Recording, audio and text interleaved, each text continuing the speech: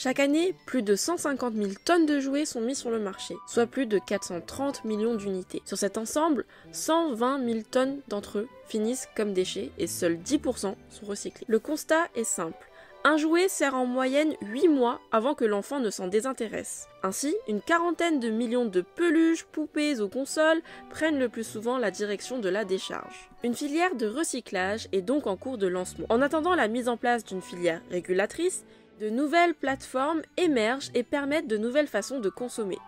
Il devient alors facile d'acheter des jouets d'occasion, mais aussi de vendre ses propres jouets qui prennent la poussière. Je suis en train de chercher une petite voiture que mon fils a mis sur sa liste de Noël. Plutôt que d'aller l'acheter dans un magasin, je la cherche sur un site de seconde main dont j'ai pris l'habitude de me servir pour les vêtements, qui marche très très bien. Et donc là, ils ont créé une nouvelle rubrique jouets et puériculture. Là, j'ai trouvé la fameuse petite voiture à un prix vraiment minime. Ce qui est génial, c'est que ça évite d'acheter pour peu de temps parce qu'il se lasse très vite de tout. L'avantage, c'est que je le revendrai exactement de la même façon. Je suis ravie, lui sera content. Bon, il n'aura pas l'emballage de base, mais je pense que c'est pas bien grave et du moment qu'il a l'arty dont il rêvait, c'est l'idéal. La revalorisation des jouets est un autre combat. C'est sur ce front que l'association Rejouer a décidé de mener bataille. Notre association permet de lutter contre la surconsommation de jouets en proposant justement une alternative à l'achat de jouets neufs. Cette année, nous sommes à 67 000 jouets rénovés. En 2021, c'est 9 000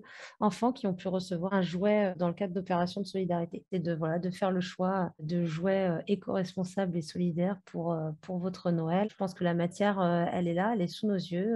Il suffit de la retravailler comme on sait le faire. Et si on vous proposait de louer un jouet plutôt que de l'acheter, c'est ce que propose Petite Marelle, créée il y a seulement 2 ans. On a créé Petite Marelle, on s'est rendu compte qu'il y avait un gros gaspillage sur le secteur du jouet, que les enfants avaient toujours besoin d'être stimulés par de la nouveauté, et du coup que les jouets inutilisés s'entassaient dans les chambres. Pour les parents, ils arrivent sur petitemarelle.fr, ils ont accès à notre catalogue, et donc ils vont composer eux-mêmes leur box en allant piocher les jouets de notre catalogue. Et tous les mois, ils ont la possibilité de continuer à garder leurs jouets loués à un mois de plus, ou bien de moduler leur box. Aujourd'hui, on a 2 types de façons de s'approvisionner, soit de la collecte auprès de parents notamment, qui vont nous donner des jouets, et puis sinon on achète les jouets auprès de nos fabricants partenaires. C'est un nouveau marché, c'est pas un réflexe encore de passer à la location, il n'est pas encore très connu. La surconsommation de jouets, c'est évidemment un aspect qui intéresse beaucoup nos clients, et ils veulent s'inscrire dans une démarche éco-responsable aussi, et lutter contre ce gaspillage. On peut allonger la durée de vie d'un jouet